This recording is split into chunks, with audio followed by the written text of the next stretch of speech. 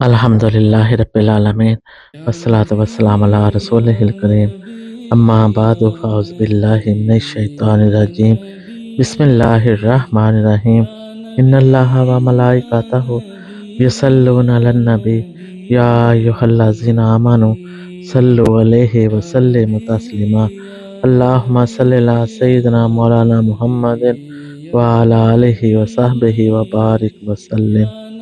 अल्लाह तबारक व तआला ने आका सल्लल्लाहु अलैहि वसल्लम को इंसानियत के लिए आखिरी हदायत का सर चश्मा बनाकर भेजा। आका सल्लल्लाहु अलैहि वसल्लम की विलादत और बैसत एक नए दौर का आगाज और तारीख की एक नई जहद का तयन था।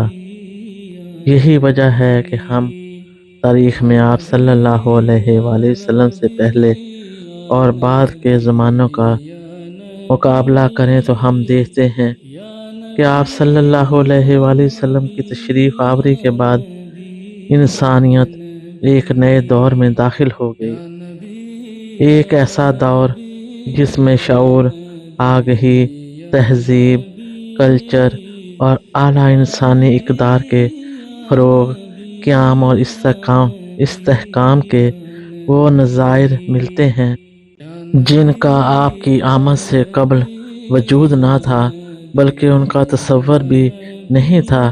ये सब ख़त्म नबूवत का वो अज़ली और अबदी फैज़ान था जो आप सल्लल्लाहु अलैहि वसल्लम की बैसत के बाद आप सल्लल्लाहु अलैहि वसल्लम की ज़ाते मुबारका के ज़रिए आलमे इंसानियत में जारी व सारी है।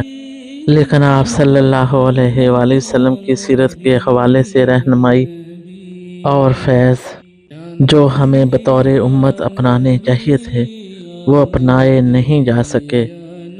मिल्लत इस्लामिया जब 1000 साल तक दुनिया भर में मुक़्तदर रहने के बाद ज़वाल का शिकार होना शुरू हुई, तो जहाँ ज़िंदगी के दीगर शोबे ज़वाल और पस्ती का शिकार हुए, वहाँ दीन के मुख्तलिफ शोबों खुसूसन सीरत रसूल सल्लल्लाहु अलैहि वसल्लम के साथ हमारे ताल्लुक़ और फ़हम के हवाले से भी ज़वाल के आसार नुमायाँ होने लगे।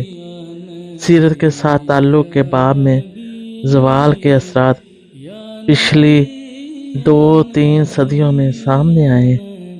इनमें नुमायाँ तरीन पहलू उम्मत मुसलमान का कल्बी और अमली तौर पर सीरत से हट जाना और फ़िक्री सतह पर सीरत रसूल सल्लल्लाहु अलैहि वसल्लम के हकीकी फ़हम से आरी होना है, जिसका नतीजा ये निकला कि ना सिर्फ मिल्लत इस्लामिया की अपनी इनफरादी, इज्तमाई, कौमी और बैनुल अक़वामी ज़िंदगी में सीरत का फैज़ान जारी ना रहा, बल्कि आलमी सतह पर उम्मत मुसलमान पर भी सीरत और इस्लाम का पैगाम ना पहुँचाया जा सका।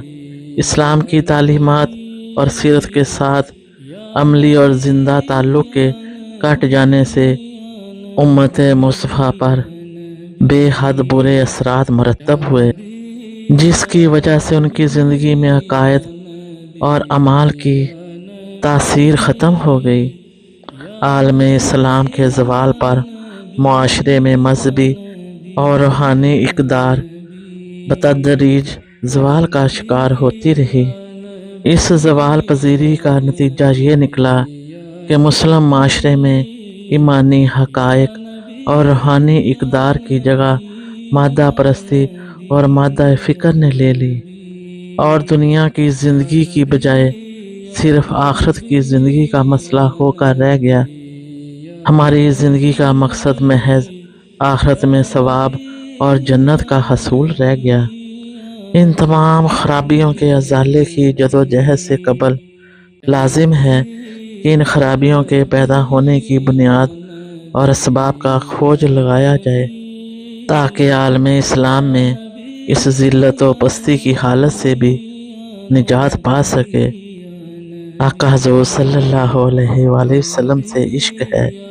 यही इश्क तारीख़ इस्लाम में कभी निस्बत तौहीद के उफ़्क़ पर چمکتا دکھائی دیتا ہے اور کبھی نسبت رسالت کے افق پر توحید اور اسیران عشق رسالت صلی اللہ علیہ وآلہ وسلم کے ارتقاء کا سلسلہ ہمیشہ جاری رہا۔ اسلام نے ہر دور میں مسلمانوں کے دلوں میں عشق الہی اور عشق رسالت مآب صلی اللہ علیہ وآلہ وسلم کی وہ شمع فروزاں رکھی جس سے ہماری ملی حیات کی بقا کی ضمانت موجود ہے۔ صوفیاء اکرام کی تعلیم اور ان کا فکر عشق مصطفیٰ صلی اللہ علیہ وآلہ وسلم سے کس قدر لبریز ہے، عشق مصطفیٰ سے لبریز اسی فکر کی نشاندہی کرتے ہوئے علامہ اقبال رحمۃ اللہ تعالیٰ علیہ فرماتے ہیں کہ محمد مصطفیٰ صلی اللہ علیہ وآلہ وسلم کا عشق جس نے اپنا سامان ذات راہ بنا لیا، وہ یہ بحری و بری کائنات اس کے زیر نگیں آ گئی۔ ایک اور مقامات پر بارگاہ رسالت مآب صلی اللہ علیہ وآلہ وسلم میں اسی طرح عرض پرداز ہیں کہ عشق و مستی کے ہزاروں کلزم ایک شعر میں محصور نظر آتے ہیں۔ آقا حضور صلی اللہ علیہ وآلہ وسلم کی ذات سے ذکر و فکر اور علم و معرفت الہی کے سوتے پھوٹتے ہیں۔ دریا اور اس کی طوفانی موجیں بھی آپ ہیں اور ساحل مراد تک پہنچانے والی کشتی بھی آپ صلی اللہ علیہ وآلہ وسلم ہے۔ جزاکم اللہ خیر و احسن الجزا۔ السلام علیکم ورحمۃ اللہ وبرکاتہ۔